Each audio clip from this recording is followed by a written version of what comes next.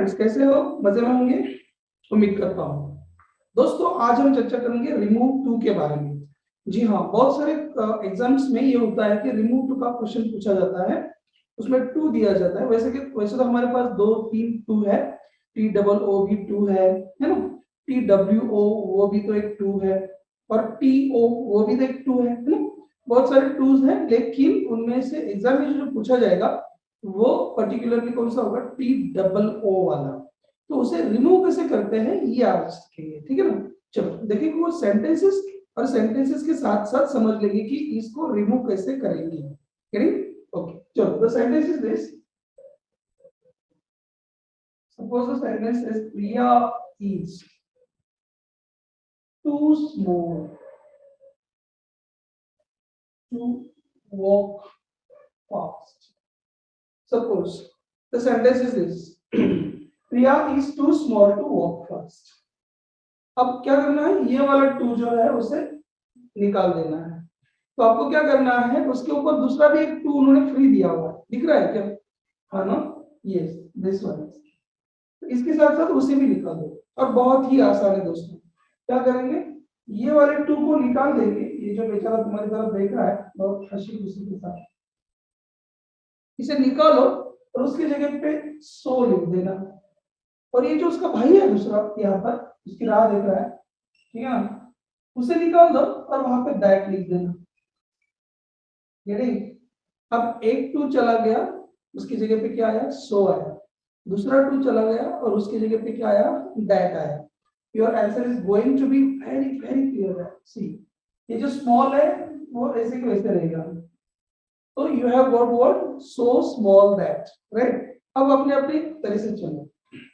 ये प्रिया इज जैसे कि वैसा आया, तो यहां से याद आ गया हम लोग, प्रिया इज सो स्मॉल दैट, ठीक है। दैट के बाद थोड़ा सा रेस्ट करो और पीछे जाके देखो कि सब्जेक्ट कौन है?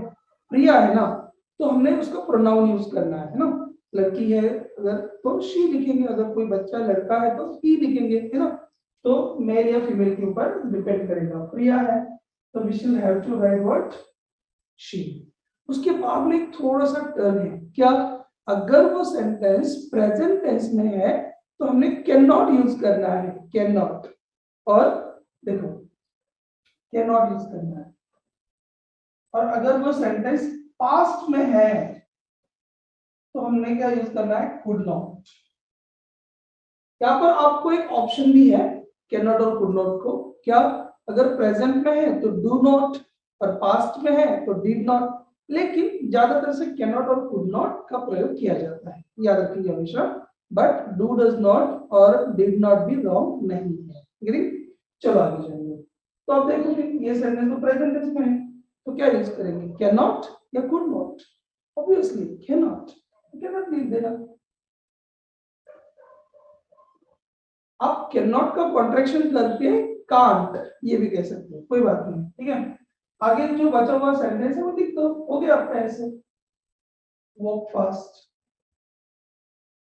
ना, फुल स्टॉप। ऐसे समझ में बात। और एक दो एग्जांपल लेंगे तो समझ में आ जाएगा। That is not any difficult, okay.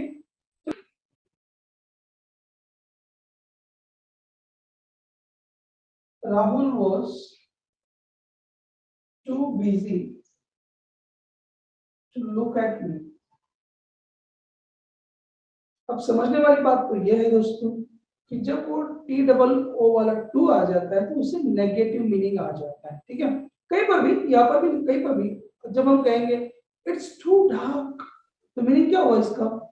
कि ये कितना अंधेरा हो गया, अब नहीं आगे जा सकते ना, तो आगे नेगेटिव आ जाएगा। इट्स टू लेट, कितने लेट हो गए तुम। इसका मतलब क्या? आपका टाइम हो गया, आप नहीं जाएंगे उधर, तुम्हें जाना है तो। इस तरह से इसका नेगेटिव मीनिंग रहता है। Therefore we always take the negation. अगले वाले सेंटेंस में नेगेटिव क्यों लेते हैं? Because too has the negative meaning, ठीक है। तो यहाँ पर भी वही है, Rahul was so busy.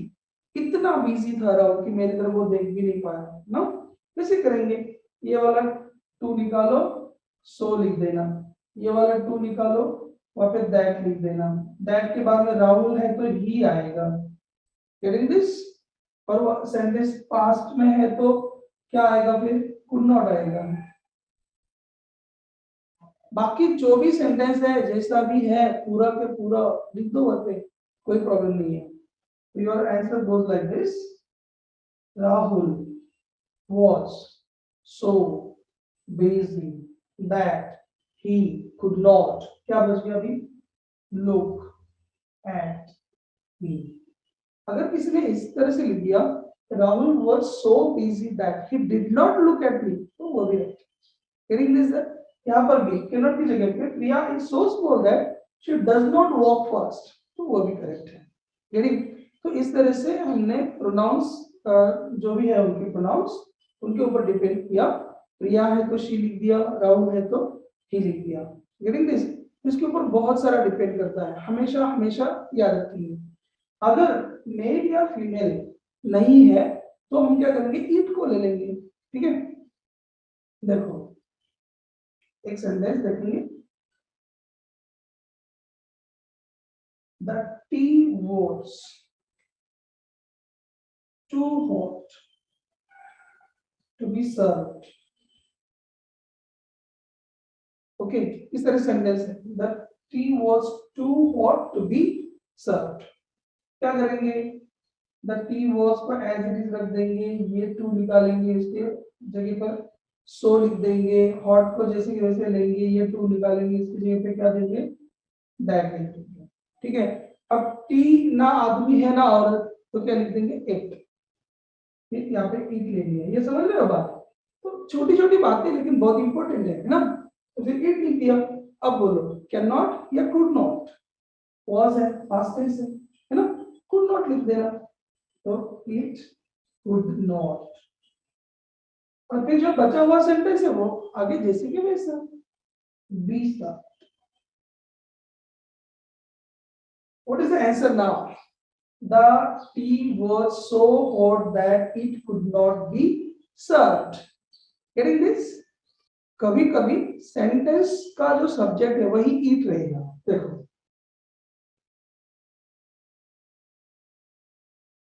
it's too late to alter now. कितने लेट हो गए अब ना. It's too late to alter now. हमें क्या करना है, हमने क्लियर कर लिया है. क्या करना है, ये टू को निकालेंगे, सो लिख देंगे, ये टू को निकालेंगे, दैट लिख देंगे. लेट को जैसे कि वैसे नीचे लाएंगे. अब हमारा प्रॉब्लम क्या चल रहा है, दैट के बाद में क्या लेना है. यहाँ पर इट है तो फिर इट ले लूं क्या, नहीं दोस्तों. इट इज टू लेट किसके लिए, हमारे लिए लेट है ना. तो इस तरह से जब भी इट का सेंटेंस स्टार्ट होगा तो उस टाइम पर दैट के बाद में लेने वाले जो भी प्रोनाउन आप ले रहे हो तो वो इट को छोड़कर बाकी लोगों के लिए ले लेना. जैसे आई ले लेना, वी ले लेना, ठीक है, यू ले लेना, कुछ भी ले लो, लेकिन इट को मत लो. Getting this?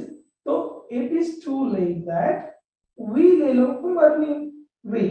अब यहाँ पे प्रेजेंट टेंस है तो कैन नॉट आएगा, वी कैन नॉट हो जाएगा. Getting this? पर अल्टर नाउ जैसे कि वैसे रहेगा. तो क्या हुआ आपका आंसर, फाइनल आंसर क्या है? It is so late that we cannot alter now.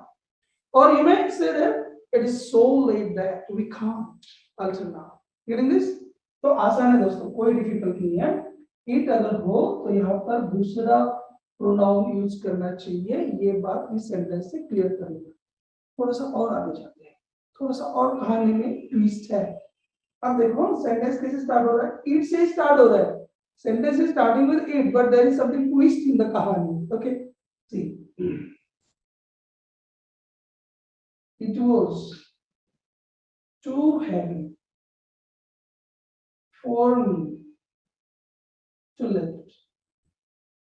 अब देखो ये सेंटेंस क्या हुआ, इसमें क्या नया आया हुआ है, नया है ये, क्या आया है नया, आप ढूंढ पाओगे बहुत जल्दी से. हाँ ये आ गया नया, है ना.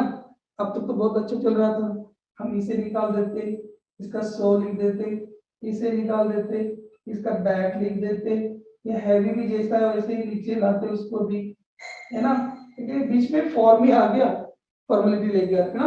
यहाँ पर कोई प्रॉब्लम नहीं, ये तो आप चल रहा है. इट वाज, इसमें कोई दिक्कत नहीं.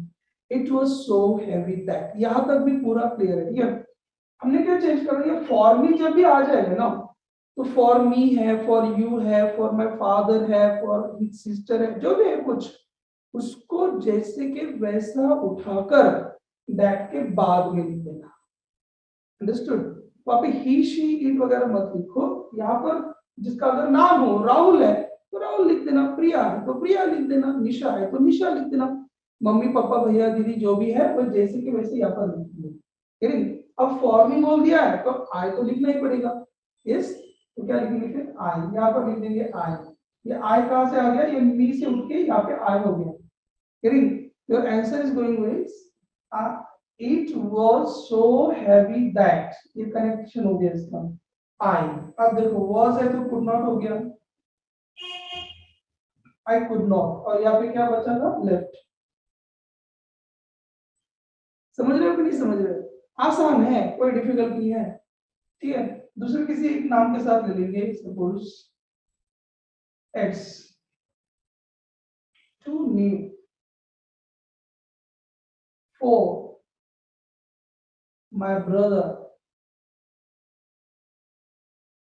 To learn. इतना नया है ये टेक्नोलॉजी, जो कुछ भी है इतनी नई है कि मेरा भाई जल्दी से सीख नहीं सकता है। तो बस ऐसे करेंगे। क्या करेंगे आप? चलो स्टार्ट करो। पहले तो इट्स जैसे कि वैसे आएगा, राइट? इट्स, टू को निकाल दिया, सो लिख दिया, न्यू जैसे कि वैसे रह गया। दिस इज द एडजेक्टिव है, न्यू टेक्नोलॉजी और सो कुछ भी है वो।